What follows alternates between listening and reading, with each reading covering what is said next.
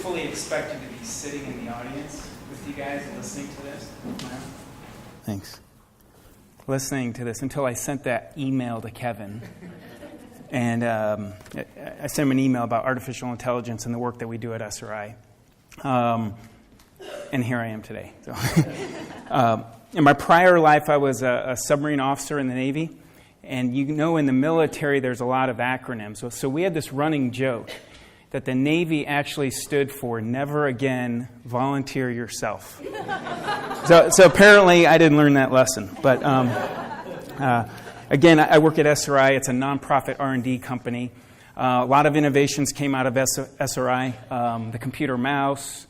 The first internet message was received October 29th, 1969. All sorts of stuff. It's really a fun place to work. Crazy scientists running around all over the place. It's awesome. So I'm here today. I'm going to talk about two things. I'm going to ask the question, where does technology come from? What's the feeder to that? And whether that's innovation. It is innovation. Yeah, there we go. So the sources of technology, I'm going to talk about that. And then I'm going to suggest some ideas about what technology may tell us about ourselves. So that's where I'll start. And let's see. Innovation. Innovation is the source of technology. It's the creative process by which a new idea is born. So I'm going to ask you guys this question to think about it. Where do new ideas come from? That's the question. Where does that initial spark of inspiration come from? That's the question. At SRI, our CEO, Kurt Carlson, he'll define innovation as the creation and delivery of new customer value to the marketplace with sufficient value for those who are producing it. So in other words, people are going to pay you money to get something that's valuable. And typically it's to solve a really hard problem. So one of the things you want to think about when it comes to technology is that there's typically a really hard problem behind it or some question that no one's been able to answer in the past. And as a result of people getting together with new ideas, something is birthed, a new idea is born, and from that innovation comes technology. So there's a famous quote, it's not really famous, but this great quote that I have from Dr. Scott Peck. Problems do not go away. They must be worked through, or else they remain. They remain forever a barrier to growth and the development of the spirit. A lot of times where I work, we ask this kind of question. These hard problems still exist, and if you don't solve the problem, then nothing is going to move forward. So I believe that in our core as a human, we have a desire to learn and discover and to help others. I think that this is rooted in our humanity. You could even say it's in our DNA. I would almost say it's divinely implanted into us, this desire for creativity to solve problems. And by our own free will, this desire will lead us to God Himself. So we're on this road called life. We run into a lot of problems. We run into a lot of issues. And we use technology for good, and some people use it for bad. And just as Eric highlighted, it's technology is morally neutral. How you use it can be positive or negative. But we've known about ethics and morality. A lot of us have known about that. But what does technology in and of itself tell us about ourselves? We talked about it being an extension of who we are. We talked about it eliminating some of our personal characteristics. I'm going to suggest that technology reveals a much larger picture of God than we currently have. As time progresses, technology shows us more about God through an extension of ourselves. The more we understand our universe and life itself, as the pace of technology speeds forward at unbelievable rate, the more we interact with our world in new ways, where we're bristling with the latest advances, we may be tempted to think of God only in a historical context. And what I mean by that is God in an ancient cultural context, or God is described in an ancient manuscript. But not so in my view. In my view, I think today's technology reveals a much bigger picture of God than we previously had. The idea here is the more we know, the deeper we understand about our marvelous universe, ourselves itself, the more we become awed by the concept of God. And the truth is, anybody here in this room that works in technology and science or anywhere, the more we understand, the more questions we come back. And in reality, the discovery process continues on. So again, I'm going to ask us to just think for a minute on some of the impacts of some technology. A couple stories, and then I'll hand it back over to Kevin, and we'll get out of here. Microscope. Think about the impact of the microscope. Here's a simple example. Through the use of microscope, we were able to learn more and more about blood clotting mechanisms of humans for a bunch of reasons, right? We also discovered that on the 8th day after a child is born, two of the key clotting components are peaked at 110%. So if you're going to give yourself a circumcision, the 8th day is the ideal time to do that. Now, we know that now medically, but that was the way the ancient Hebrews directed the circumcision process, at least documented well over 2,000 years ago, with roots probably 4,000 years ago. So is that a coincidence? Is it?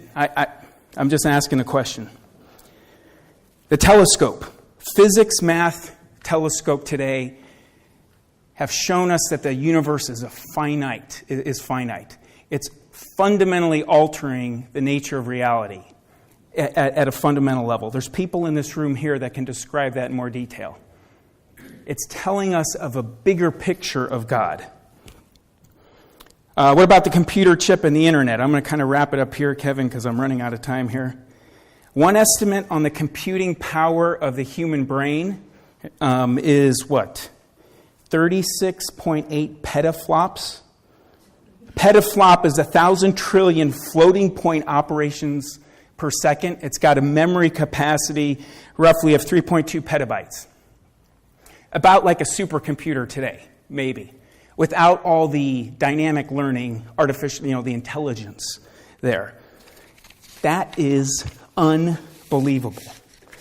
Now, when you consider the size, weight, power, computing density that's inside a human brain, and you compare it to IBM's Watson and this stack of computers that's still kind of approaching the capacity of the brain, it really leaves you with a position of wonder. I mean, it is absolutely phenomenal. So one of the technologies, believe it or not, that we're working at SRI is revolutionizing the human-computer interface. So how a person interacts with a computer. Now, here's the crazy idea. Crazy idea is that computers are really fast. And the network has a ton of data, right? And we have the big data, and we have all that. And the brain is unbelievably fast in learning. The problem is the interface between the human and the computer. It just isn't fast enough. So what they're developing, picture this as a table, multi-touch display, two of them, gaze tracking software, so that's watching your eyes, it's anticipating your movements, and it's got second generation of Siri technology driving it so that the human can interface with the computer and the internet at speeds unprecedented before. So just as we talk, it's an extension, it's an amplification of who we are. And why do they need that?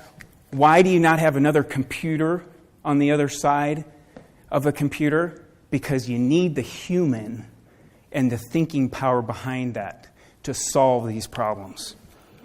So Here's another great quote from Einstein. Nature shows us only the tail of the lion. But there is no doubt in my mind that the lion belongs with it, even if it can't be revealed himself to the eye all at once because of its huge dimension. I think Albert Einstein was right. I think something much, much bigger is going on. So if you're concerned about the pace or the direction of technology, if you see it used for harm, if you're uncomfortable because you think science might outstrip God himself, just remember to have a large view of God and know that this is part of a much bigger picture. The question before us today is, what do we do with what we have? As followers of Christ, he told us to follow him. He also told us to learn about him. He wants us to know more about him. Technology is a tool that we can use, and the question is, what are we going to do with it? Thanks.